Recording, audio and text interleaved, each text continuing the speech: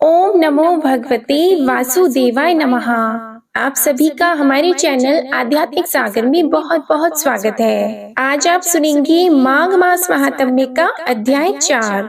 श्री वशिष्ठ जी कहने लगे कि हे राजन, अब मैं माघ मास के उस महात्म्य को कहता हूँ जो कार्तवीर्य से पूछने पर दत्तात्रेय जी ने कहा था। जिस समय साक्षात भगवान विष्णु के रूप श्री दत्तात्रेय जी सत्य पर्वत पर रहते थे, तब महिष्मती के राजा सहस्त्र अर्जुन ने उनसे पूछा कि हे योगियों में श्रेष्ठ दत्तात्रेय जी, मैंने सब धर्म सुने, अब आप कृपा करके मुझे माघ मास का महात्म्य कहिए। तब दत्तात्रेय जी बोले, जो नारद जी से ब्रह्मा जी ने कहा था वही माघ मास महात्म्य मैं तुमसे कहता हूँ। इस कर्म भूमि भारत में जन्म लेकर जिसने माघ स्नान नहीं किया, उसका जन्म ही निष्फल हो गया। भगवान की प्रसन्नता, पापों के नाश और स्वर्ग की प्राप्ति के लिए माघ स्नान अवश्य ही करना चाहिए। यदि यह पुष्ट शुद्ध शरीर माघ स्नान के बिना ही रह जाए तो इसकी रक्षा करने से क्या लाभ है। जल में बुलबुले के समान, मक्खी जैसे तुच्छ जंतु के समान यह शरीर माघ स्नान के बिना मरण समान है। भगवान विष्णु की पूजा न करने वाला ब्राह्मण, बिना दक्षिणा के श्राद्ध, ब्राह्मण रहित क्षेत्र, आचार रहित कुल, ये सब नाश के बराबर हैं। गर्व से धर्म का, क्रोध से तप का, गुरुजनों की सेवा नहीं करने से स्त्री तथा ब्रह्मचारी, बिना जली अग्नि के हवन और बिना साक्षी के मुक्ति का नाश हो जाता है। जीविका के लिए कहने वाली कथा, अपने ही लिए बनाए हुए भोजन की क्रिया, शूद्र से भिक्षा लेकर किया हुआ यज्ञ तथा कंजूस का धन, यह सब नाश के ही कारण हैं। बिना अभ्यास और आलस वाली विद्या, असत्य वाणी, विरोध करने वाला राजा, जीविका के लिए तीर्थ यात्रा, जीविका के लिए व्रत, संदेह युक्त मंत्र का जप, व्यग्र चित्त होकर जप करना, वेद न जानने वाले को दान देना, संसार में नास्तिक मत ग्रहण करना, श्रद्धा के बिना धार्मिक क्रिया, यह सब व्यर्थ है। और जिस तरह दरिद्री का जीना व्यर्थ है, उसी तरह माघ स्नान के बिना मनुष्य का जीना व्यर्थ है। ब्रह्मघाती, सोना चुराने वाला, मदिरा पीने वाला, गुरु पत्नी गामी और इन चारों की संगति करने वाला माघ मास के स्नान से पवित्र होता है। जल कहता है कि सूर्योदय से पहले जो मुझसे स्नान करता है, मैं उसके बड़े से बड़े पापों को नष्ट करता हूँ। महापातक भी स्नान करने से भस्म हो जाते हैं। माघ मास के स्नान का जब समय आ जाता है तो सब पाप अपने नाश के भय से कांप जाते हैं। जैसे मेघों से युक्त होकर चंद्रमा प्रकाश करता है, वैसे ही श्रेष्ठ मनुष्य माघ मास में स्नान करके प्रकाशमान होते हैं। काया, वाचा, मनसा, इनसे किए हुए छोटे या बड़े, नए या पुराने, सभी पाप स्नान से नष्ट हो जाते हैं। आलस्य में बिना जाने जो पाप किए हों, वह भी नाश को प्राप्त होते हैं। जिस तरह जन्म जन्मांतर के अभ्यास से आध्यात्मिक ज्ञान की प्राप्ति होती है, उसी तरह जन्मांतर अभ्यास से ही माघ मास के स्नान में मनुष्य की रुचि होती है। यह अपवित्रों को पवित्र करने वाला बड़ा तप और संसार रूपी कीचड़ को धोने की पवित्र वस्तु है। हे राजन, जो मनोवांछित फल देने वाला माघ मास का स्नान नहीं करते हैं, वह सूर्य चंद्र के समान भोगों को कैसे भोग सकते हैं। इसके बाद दत्तात्रेय जी ने जो कुछ भी कहा, इसका वर्णन आप अगले अध्याय में सुनेंगे। अब आप सुनिए भगवत गीता का यह अध्याय। संजय बोले कि पूर्वोक्त प्रकार से करुणा करके व्याप्त और आंसुओं से पूर्ण तथा व्याकुल नेत्रों वाले शोक युक्त उस अर्जुन के प्रति भगवान मधुसूदन ने यह वचन कहा। हे अर्जुन, तुमको इस विषम स्थल में यह अज्ञान किस हेतु से प्राप्त हुआ?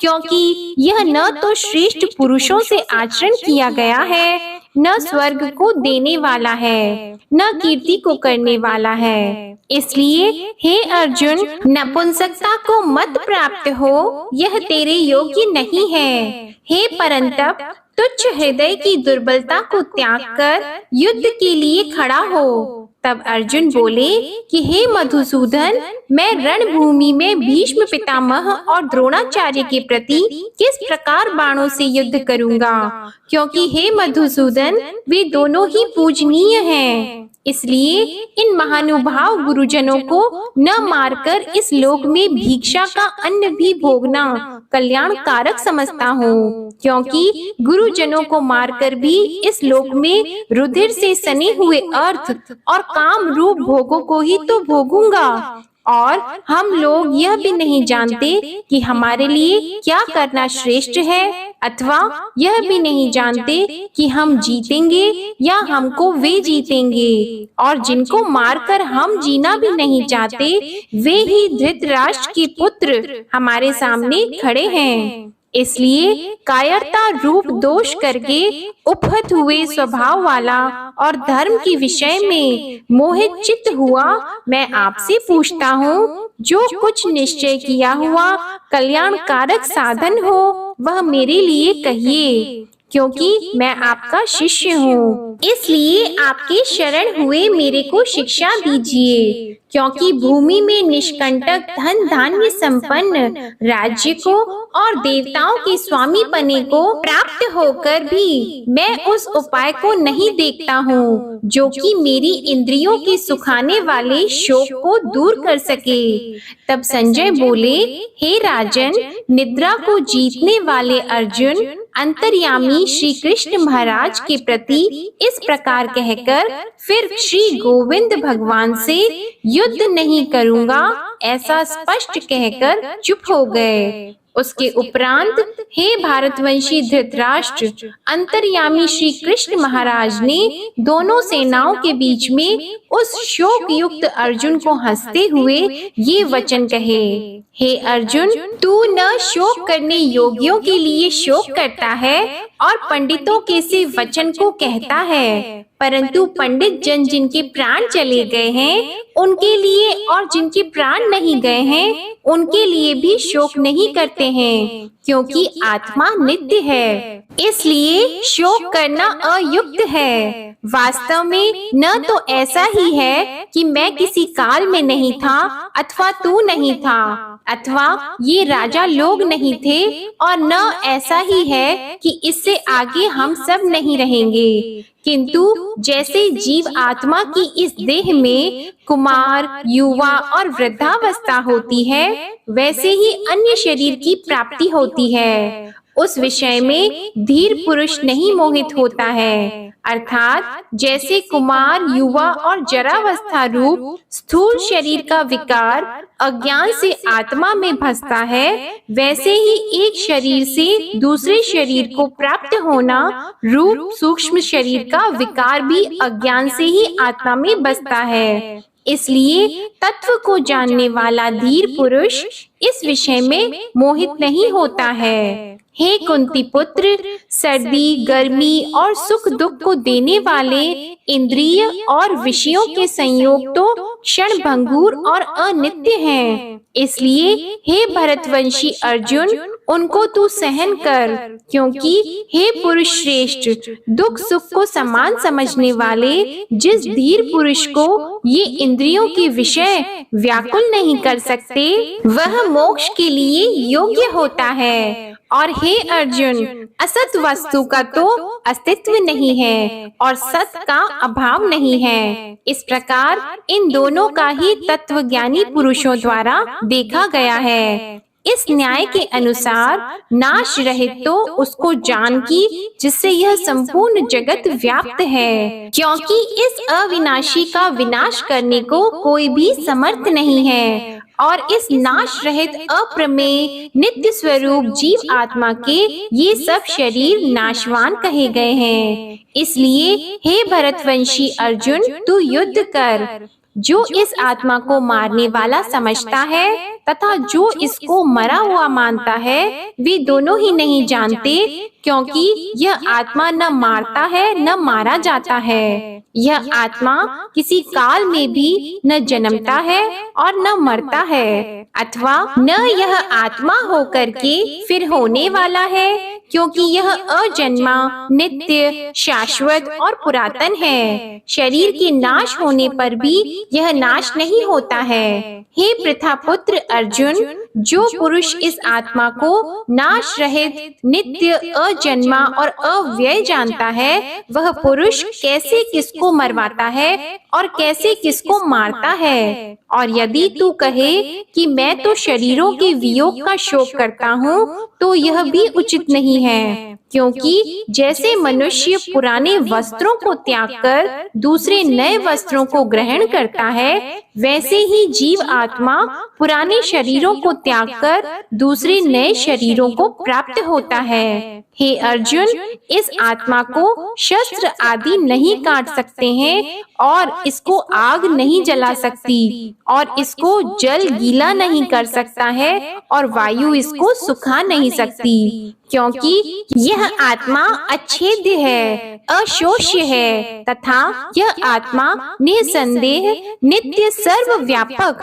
अचल, स्थिर रहने वाला और सनातन है। यह आत्मा अव्यक्त अर्थात इंद्रियों का अविषय और यह आत्मा अचिंत्य अर्थात मन का अविषय और यह आत्मा विकार रहित अर्थात न बदलने वाला कहा गया है। इसलिए हे अर्जुन, इस आत्मा को ऐसा जानकर तू शोक करने योग्य नहीं है, अर्थात तुझे शोक करना उचित नहीं है। यदि तू इसको सदा जन्मने और सदा मरने वाला माने, तो भी हे अर्जुन, इस प्रकार शोक करने को योग्य नहीं है, क्योंकि ऐसा होने से तो जन्मने वाले की निश्चित मृत्यु और मरने वाले का निश्चित जन्म होना सिद्ध हुआ। इससे भी तू इस बिना उपाय वाले विषय में शोक करने को योग्य नहीं है। यह भीष्म आदिकों के शरीर मायामय होने से अनित्य हैं। इससे शरीरों के लिए भी शोक करना उचित नहीं, क्योंकि हे अर्जुन,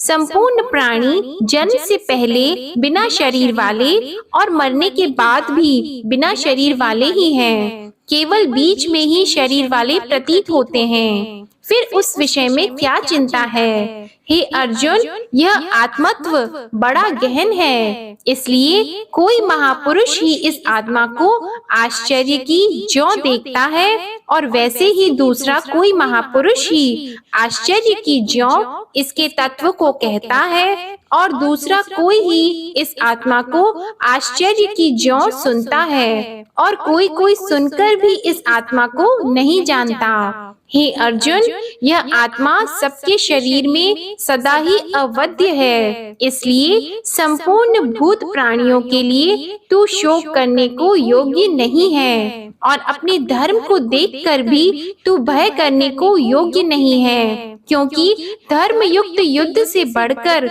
दूसरा कोई कल्याणकारक कर्तव्य क्षत्रिय के लिए नहीं है। हे पार्थ, अपने आप प्राप्त हुए और खुले हुए स्वर्ग के द्वार रूप इस प्रकार के युद्ध को भाग्यवान क्षत्रिय लोग ही पाते हैं, और यदि तू इस धर्म युक्त संग्राम को नहीं करेगा तो स्वधर्म को और कीर्ति को खोकर पाप को प्राप्त होगा और सब लोग तेरी बहुत काल तक रहने वाली अपकीर्ति को भी कथन करेंगे और वह अपकीर्ति माननीय पुरुष के लिए मरण से भी अधिक बुरी होती है और जिनके तू बहुत माननीय होकर भी अब तुच्छता को प्राप्त होगा, वे महारथी लोग तुझे भय के कारण युद्ध से उपराम हुआ मानेंगे और तेरे वैरी लोग तेरे सामर्थ्य की निंदा करते हुए बहुत से न कहने योग्य वचनों को कहेंगे। फिर उससे अधिक दुख क्या होगा? इससे युद्ध करना तेरे लिए सब प्रकार से अच्छा है, क्योंकि या तो मरकर स्वर्ग की प्राप्ति होगी अथवा जीतकर पृथ्वी को भोगेगा।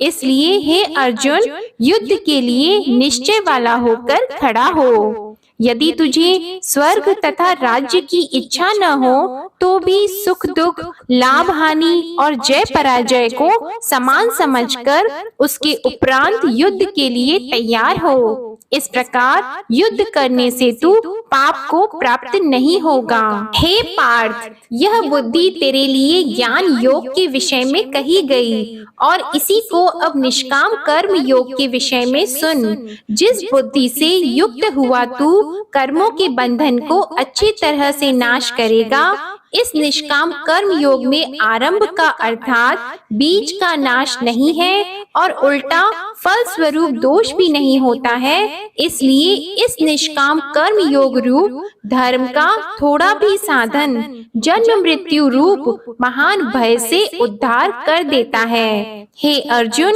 इस कल्याण मार्ग में निश्चयात्मक बुद्धि एक ही है और अज्ञानी पुरुषों की बुद्धियां बहुत भेदों वाली अनंत होती है। हे अर्जुन, जो सकामी पुरुष केवल फल श्रुति में प्रीति रखने वाले, स्वर्ग को ही परम श्रेष्ठ मानने वाले, इससे बढ़कर और कुछ नहीं है, ऐसे कहने वाले हैं, वे अविवेकी जन जन्म रूप कर्म फल को देने वाली और भोग तथा ऐश्वर्य की प्राप्ति के लिए बहुत सी क्रियाओं के विस्तार वाली इस प्रकार की जिस दिखाऊ शोभा युक्त वाणी को कहते हैं। उस वाणी द्वारा हरे हुए चित्त वाले तथा भोग और ऐश्वर्य में आसक्ति वाले उन पुरुषों के अंतःकरण में निश्चयात्मक बुद्धि नहीं होती है। हे अर्जुन, सब वेद तीन गुणों के कार्य रूप संसार को विषय करने वाले अर्थात प्रकाश करने वाले हैं। इसलिए तू असंसारी अर्थात निष्कामी और सुख दुख आदि द्वंद्वों से रहित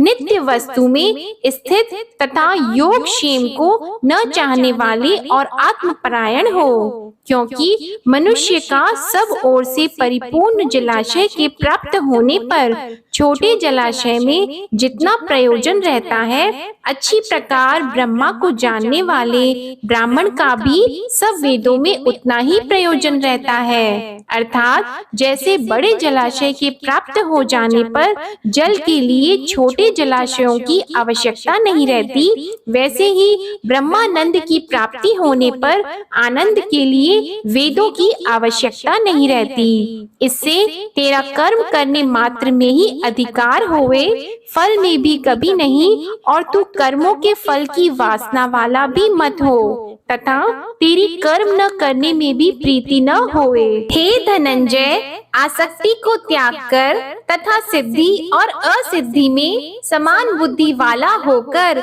योग में स्थित हुआ कर्मों को कर।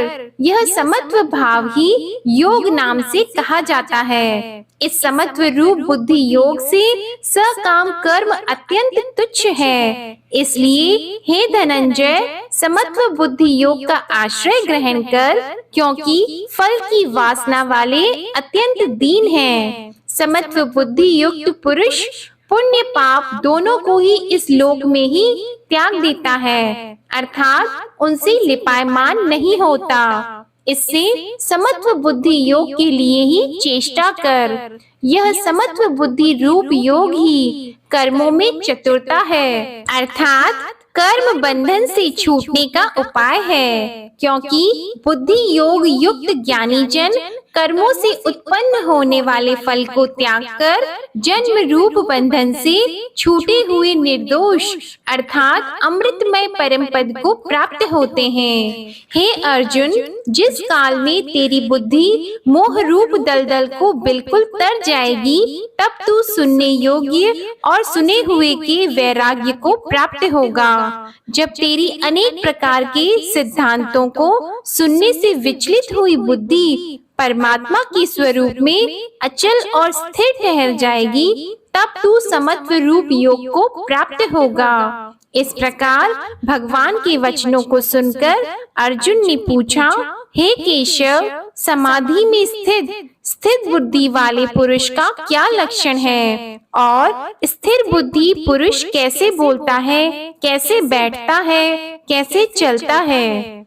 उसके उपरांत श्री कृष्ण महाराज बोले, हे अर्जुन, जिस काल में यह पुरुष मन में स्थित संपूर्ण कामनाओं को त्याग देता है, उस काल में आत्मा से ही आत्मा में संतुष्ट हुआ स्थिर बुद्धि वाला कहा जाता है, तथा दुखों की प्राप्ति में उद्वेग रहित है मन, जिसका और सुखों की प्राप्ति में दूर हो गई है स्पृहा जिसकी, तथा नष्ट हो गए हैं राग, भय और क्रोध जिसके, ऐसा मुनि स्थिर बुद्धि कहा जाता है। जो पुरुष सर्वत्र स्नेह रहित हुआ, उन शुभ तथा अशुभ वस्तुओं को प्राप्त होकर न प्रसन्न होता है और न द्वेष करता है, उसकी बुद्धि स्थिर है। और कछुआ अपने अंगों को जैसे समेट लेता है, वैसे ही यह पुरुष जब सब ओर से अपनी इंद्रियों को इंद्रियों के विषयों से समेट लेता है, तब उसकी बुद्धि स्थिर होती है। यद्यपि इंद्रियों के द्वारा विषयों को न ग्रहण करने वाले पुरुष के भी केवल विषय तो निवृत्त हो जाते हैं, परंतु राग नहीं निवृत्त होता, और इस पुरुष का तो राग भी परमात्मा को साक्षात करके निवृत्त हो जाता है। और हे अर्जुन, जिससे कि यत्न करते हुए बुद्धिमान पुरुष के भी मन को यह प्रमथन स्वभाव वाली इंद्रियां बलात् हर लेती है। इसलिए मनुष्य को चाहिए कि उन संपूर्ण इंद्रियों को वश में करके समाहित चित्त हुआ मेरे परायण स्थित होवे, क्योंकि जिस पुरुष की इंद्रियां वश में होती हैं, उसकी ही बुद्धि स्थिर होती है। हे अर्जुन, मन सहित इंद्रियों को वश में करके मेरे परायण न होने से मन के द्वारा विषयों का चिंतन होता है, और विषयों को चिंतन करने वाले पुरुष की उन विषयों में आसक्ति हो जाती है, और आसक्ति से उन विषयों की कामना उत्पन्न होती है, और कामना में विघ्न पड़ने से क्रोध उत्पन्न होता है। क्रोध से अविवेक अर्थात मूढ़ भाव उत्पन्न होता है, और अविवेक से स्मरण शक्ति भ्रमित हो जाती है, और स्मृति के भ्रमित हो जाने से बुद्धि अर्थात ज्ञान शक्ति का नाश हो जाता है, और बुद्धि के नाश होने से यह पुरुष अपने श्रेय साधन से गिर जाता है। परंतु स्वाधीन अंतःकरण वाला पुरुष राग द्वेष से रहित अपने वश में की हुई इंद्रियों द्वारा विषयों को भोगता हुआ अंतःकरण की प्रसन्नता अर्थात स्वच्छता को प्राप्त होता है। उस निर्मलता के होने पर इसके संपूर्ण दुखों का अभाव हो जाता है, और उस प्रसन्न चित्त वाले पुरुष की बुद्धि शीघ्र ही अच्छी प्रकार स्थित हो जाती है। हे अर्जुन,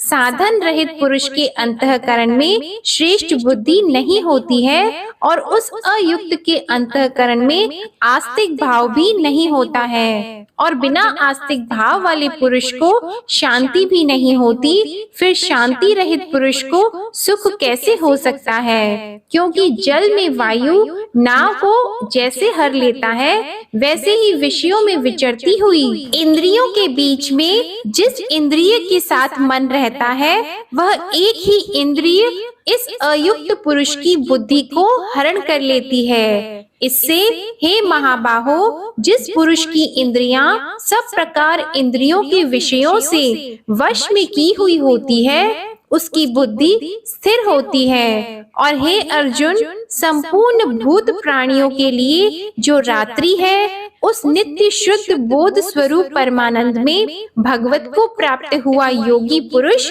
जागता है, और जिस नाशवान क्षण भंगुर सांसारिक सुख में सब भूत प्राणी जागते हैं, तत्व को जानने वाले मुनि के लिए वह रात्रि है। जैसे सब ओर से परिपूर्ण अचल प्रतिष्ठा वाले समुद्र के प्रति नाना नदियों के जल उसको चलायमान न करते हुए ही समा जाते हैं, वैसे ही जिस स्थिर बुद्धि वाले पुरुष के प्रति संपूर्ण भोग किसी प्रकार का विकार उत्पन्न किए बिना ही समा जाते हैं, वह पुरुष परम शांति को प्राप्त होता है, न कि भोगों को चाहने वाला।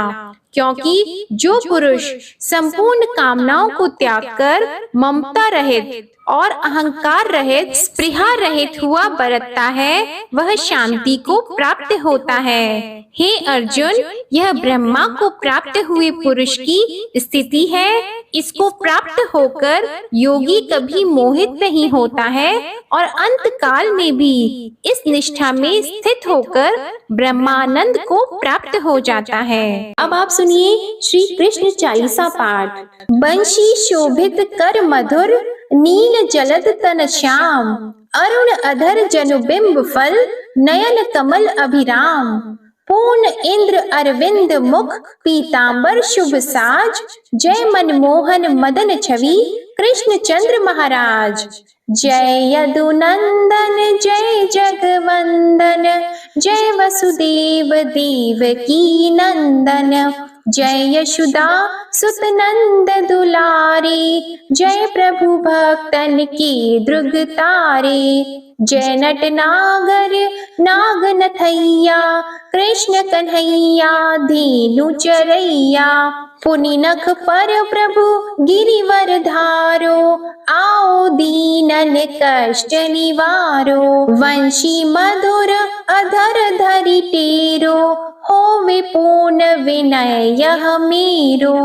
आओ हरि पुनि माखन चाखो, आज लाज भारत की राखो। गोल कपोल चिबुक अरुणारी, मृदु मुस्कान मोहिनी डारी। राजित राजीव नयन विशाला, मोर मुकुट वैजंती माला। कुंडल श्रवण पीत पट आछी, कटी किंकिणी काचनि काछी। नील जलज सुंदर तनु सोहे, छवि लखी सुर नर मुनि मन मोहे। मस्तक तिलक अलक घुंघराली, आओ कृष्ण बांसुरी वाली। करि पय पान पुत नहीं तारियो, अका बका का गासुर मारियो। मधुवन जलत अगिन तब ज्वाला, भय शीतल लखतहि नंद लाला। सुरपति जब ब्रज चढ़ साई, मूसर धार वारी वर्षाई। लगत लगत ब्रज चहन बहायो, गोवर्धन नख धारी बचायो। लखी यशोदा मन भ्रम अधिकाई, मुख मंद 14 भुवन दिखाई। दुष्ट कंस अति उधम मचायो, कोटि कमल जब फूल मंगायो। नाथी कली यहीं तब तुम लीन है, चरण चिन्ह दे निर्भय कीन है। करि गोपिन संग रास विलासा, सबकी पूर्ण करि अभिलाषा। केतिक महा असुर संहार्यो, कंसहि केस पकड़ी दे मार्यो। मात पिता की बंदी छुड़ाई, उग्रसेन कह राज दिलाई। महिषी मृतक छहो सुत लायो, मातु देव की शोक मिटायो। भौमासुर मुर दैत्य सहारी, लाए 10 सहस कुमारी। देवी मही तृण चीर सहारा, जरा सिंधु राक्षस कहि मारा। असुर बकासुर आदिक मारियो, भक्तन के तब कष्ट निवार्यो। दीन सुदामा की दुख टारियो, तंदुल 3 मूठ मुख डारियो। श्री कृष्ण चालीसा समाप्त होती है। प्रेम से बोलिए भगवान श्री कृष्ण की जय। आज की कथा पसंद आए तो वीडियो को लाइक करिएगा, शेयर करिएगा, कमेंट में भगवान श्री कृष्ण की जय लिखिएगा और चैनल को भी सब्सक्राइब करिएगा। जय श्री कृष्ण।